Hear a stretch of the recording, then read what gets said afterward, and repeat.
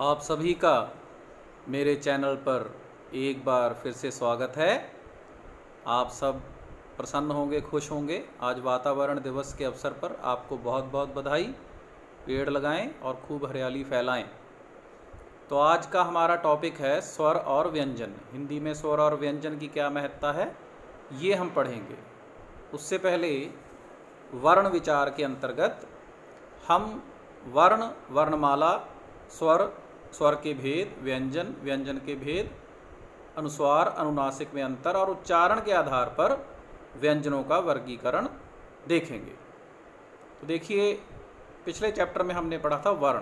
तो वर्ण क्या होता है? वर्ण सबसे छोटी ध्वनि जिसके और टुकड़े नहीं किए जा सकते, वर्ण कहलाती है। और वर्ण से ही वर्णमाला बनती है। जैसे हिंदी में वर्णमाला है, जो हम अक्षर पढ़ते हैं हिंदी सीखने के लिए, तो सबसे पहले हम क्या पढ़ते हैं? वर्णमाला। तो वर्णों के समूह को वर्णमाला कहा जाता है। हर भाषा की अपनी एक वर्णमाला होती है। अ से लेकर श, त्र, ज्ञ तक वर्णमाला पढ़ी जाती है। और ये देखिए वर्णमाला का चार्ट जो आप बचपन से पढ़ते आ रहे हैं। तो लेखन के आधार पर 52 वर्ण होते हैं।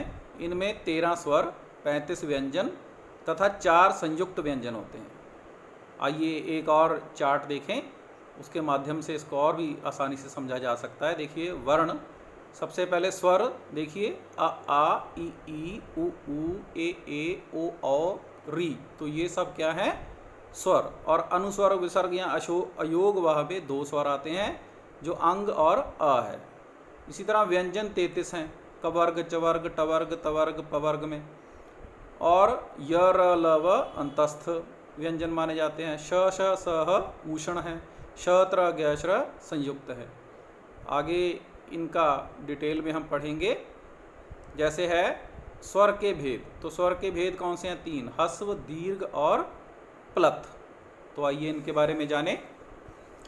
सबसे पहले ह्रस्व स्वर, जिस वर्ण को सबसे कम समय में उच्चरित किया जाता है। जैसे अ, ई, उ। देखिए थोड़ा जोर लग रहा है ना, री। इनके उच्चारण में जो समय लगता है उसे एक मात्रा का समय कहते हैं। तो ये ह्रस्व स्वर है। ह्रस्व मतलब धीमा। फिर है दीर्घ स्वर। तो दीर्घ स्वर के उच्चारण में स्वरों में अधिक समय लगता है, उन्हें दीर्घ स्वर कहते हैं। ये स्वर कौन से हैं? जिनमें मात्राएं लगी होती है ज़्यादातर। जैसे देखिए आ, ई, उ, ए, ऐ, ओ, औ। तो इसमें बोलने में ज़्यादा समय लग रहा है ना, तो इसको हम दीर्घ स्वर कहते हैं। इसी प्रकार इसका तीसरा भेद जो है प्लथ, प्लत स्वर। वैसे तो आजकल इनका प्रयोग बहुत कम हो रहा है, तो इसमें दीर्घ स्वरों से भी अधिक समय लगता है। इसमें 3 की मात्रा बीच में डाली जाती है। तो ये हिंदी का 3 है। जैसे ओम, हे कृष्णा, रे। तो इस तरह के शब्द बोलते हैं तो बहुत ज़्यादा जोर लगता है, तो उसमें 3 का प्रयोग होता है। लेकिन आजकल ये लिखाई में नहीं किया जाता। अब देखिए स्वरों के बाद व्यंजन के भेद। स्पर्श व्यंजन, जिनमें कवर्ग, चवर्ग, टवर्ग, तवर्ग, पवर्ग। कवर्ग मतलब क, ख, ग, ढ़। चवर्ग च वाली लाइन, टवर्ग ट वाली लाइन, तवर्ग त वाली लाइन। तो ये क से म तक 25 वर्ण मुख के विभिन्न भागों में जीभ के स्पर्श से बोले जाते हैं। देखिए आप खुद भी बोल के देखिए। जब आप क बोलेंगे तो आपकी जीभ कहीं होगी, च बोलेंगे तो जीभ कहीं अंदर छुएगी, ट बोलेंगे तो जीभ आपकी ऊपर वाले तालू को छुएगी। तो इस आधार पर प होंठ जुड़ेंगे, जीभ नहीं जुड़ती। तो इस आधार पर इसे हम स्पर्श व्यंजन कहते हैं। ये कवर्ग, पवर्ग, चवर्ग में आते हैं। अब देखिए अंतस्थ व्यंजन। अंतस्थ व्यंजन कौन से हैं? ये 4 वर्ण ऐसे हैं जिनके अंदर स्वर छिपे होते हैं। य, र, ल, व। तो ये चारों वर्ण जो हैं मुंह के अंदर से बोले जाते हैं। य, र, ल, व। आप बोल के देखेंगे, आपको खुद समझ में आ जाएगा। तो ये अंतस्थ मतलब अंदर के व्यंजन कहलाते हैं। इसी प्रकार तीसरा जो भेद है वो है ऊष्म व्यंजन का। देखिए ऊष्म व्यंजन क्या है? श, श, स। तो जब हम इन शब्दों को बोलते हैं तो हमारे मुंह से एक प्रकार की गर्म हवा निकलती है। देखिए आप बोल के देखिए, श, श, स। तो इसलिए इन्हें ऊष्म व्यंजन कहते हैं। ऊष्म मतलब गर्म। तो जिन व्यंजनों को बोलते समय हमारे मुंह से गर्म हवा निकले, वायु निकले और सांस की प्रबलता हो, सांस का जोर हो, उन्हें हम ऊष्म व्यंजन कहते हैं। ठीक है, तो इस प्रकार ये स्वर और व्यंजनों के भेद थे। अब इनमें दो और महत्वपूर्ण बातें हैं, अनुनासिक और अनुस्वार। वैसे तो ये एक तरह की मात्राएं हैं, ये ना व्यंजन है ना स्वर हैं। अनुनासिक का प्रयोग क्या, अनुनासिक की पहचान क्या है, जिसे हम चंद्र बिंदु कहते हैं। ठीक है, और ये स्वरों का एक गुण है। अब देखिए नीचे मैंने 3 शब्द दिए हुए हैं, आंगन, ऊंट, हंस, हंसना, है ना, इसमें ये चंद्र बिंदु का प्रयोग होता है, तो इसलिए इसे अनुनासिक कहा गया है, अनुनासिक ध्वनि कहा गया है। इसी प्रकार अनुस्वार, अनुस्वार को हम बिंदु या बिंदी कहते हैं। जब कई हिंदी में हम जब शब्द लिखते हैं तो उनमें बिंदी का प्रयोग होता है। जैसे हिंदी में है आधे ना से भी लिखी जाती है और ऊपर बिंदी डाल दें तो भी लिखी जाती है। तो ये एक नासिक के व्यंजन प्रयोग है। जब हम बिंदी बोलते हैं नाक का प्रयोग होता है, जैसे अंग, रंग, ढंग, दंड, बसंत। ठीक है, तो अब देखिए हम कुछ प्रश्न करेंगे। सबसे पहले, भाषा की सबसे छोटी इकाई कौन सी है? कौन सी है भाषा की सबसे छोटी इकाई जिसके आगे टुकड़े ना हो? शब्द, व्यंजन, स्वर या वर्ण? बताइए कौन सी होगी, पहचानिए। तो ये होगी वर्ण। ठीक है, तो वर्ण सबसे छोटी इकाई है। दूसरा देखिए, हिंदी में कुल कितने व्यंजन हैं?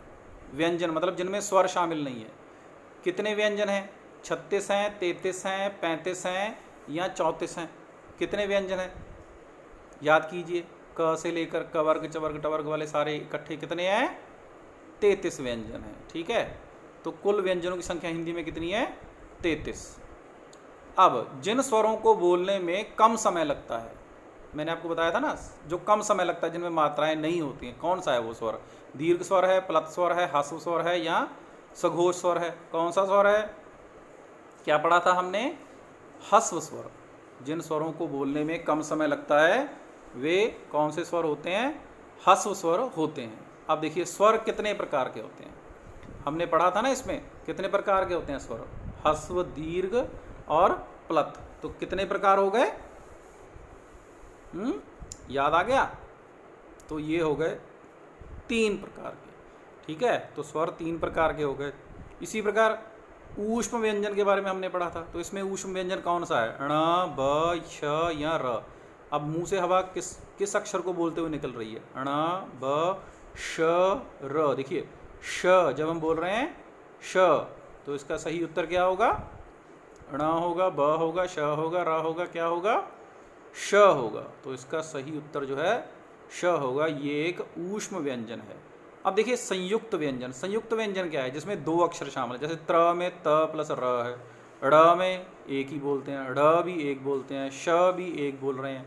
तो संयुक्त व्यंजन हमने क्या पढ़ा था? श, त्र, ज्ञ और श्र, कुल 4 संयुक्त व्यंजन है। तो इसमें कौन सा संयुक्त व्यंजन है?